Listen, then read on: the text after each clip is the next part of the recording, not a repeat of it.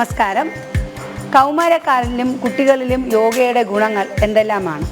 എത്ര വയസ്സ് തൊട്ട് അവർ യോഗ ചെയ്യണം? എത്രത്തോളം സീരിയസ് ആയിരിക്കണം അവരുടെ പ്രാക്ടീസ് എന്നിവയെക്കുറിച്ചാണ് ഞാനിന്ന് പറയാൻ പോകുന്നത്. ചെറിയ പ്രായത്തിൽ തന്നെ നമുക്ക് യോഗ ചെയ്യാം. ഇപ്പം എൻ്റെ കുട്ടികളൊക്കെ കുഞ്ഞിലേ അങ്ങ് ചെയ്യും. കാരണം നമ്മൾ കറക്റ്റ് ചെയ്യാൻ പോകത്തില്ല. നമ്മൾ മുതിർന്നവർ ചെയ്യുന്നത് കണ്ട് പഠിക്കും. ഒരു 12 വയസ്സ് തൊട്ടാണ് അവർക്ക് കറക്റ്റായിട്ടുള്ളൊരു ശിക്ഷണം എന്ന രീതിയിൽ നമ്മൾ യോഗ മുറകൾ കൊടുക്കുന്നത്. അതായത് ഈ രീതിയിൽ നിങ്ങൾ കാല് വയ്ക്കണം, ഈ രീതിയിൽ കൈ ഉയർത്തണം, ഇത്രയും സ്ട്രെച്ചിങ്ങോടുകൂടി മുന്നോട്ട് വളയണം എന്നുള്ള ശിക്ഷണം കൊടുക്കുന്നത് 12 വയസ്സ് വരെ തൊട്ടാണ്.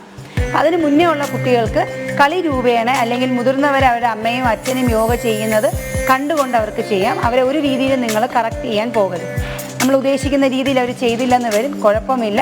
അവർക്ക് പറ്റുന്ന രീതിയിൽ ചെയ്യട്ടെ. കാരണം അവരുടെ ബോഡി ഭയങ്കര ഫ്ലെക്സിബിളാണ്. അവരുടെ ചിന്താരീതികളും അവരുടെ നെർവസ് സിസ്റ്റവും ഒന്നും പൂർണ്ണ വളർച്ചയിൽ എത്തിയിട്ടില്ല. അതുകൊണ്ട് നമ്മളതിനെ കറക്റ്റ് ചെയ്യാനായിട്ട് പോകരുത്.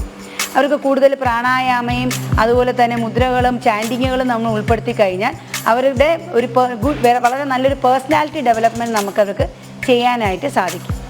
ഈ കൗമാര പ്രായം എത്തുമ്പോഴത്തേക്കും ആ സമയത്തുണ്ടാകുന്ന ഹോർമോണൽ വ്യത്യാസങ്ങളുണ്ടാകാം. ദേഷ്യമുണ്ടാകാതെ സർവ്വസാധാരണമാണ്. ഹോർമോണൽ ചേഞ്ച് കൊണ്ട് ആൺകുട്ടികൾക്കും പെൺകുട്ടികൾക്കും വരുന്ന മാറ്റങ്ങളാണ്.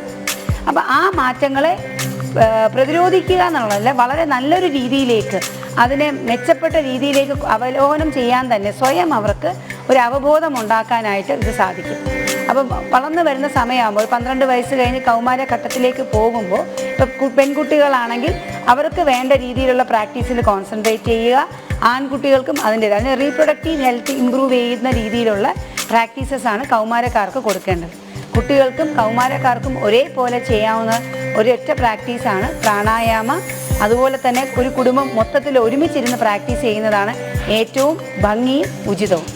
നന്ദി, നമസ്കാരം.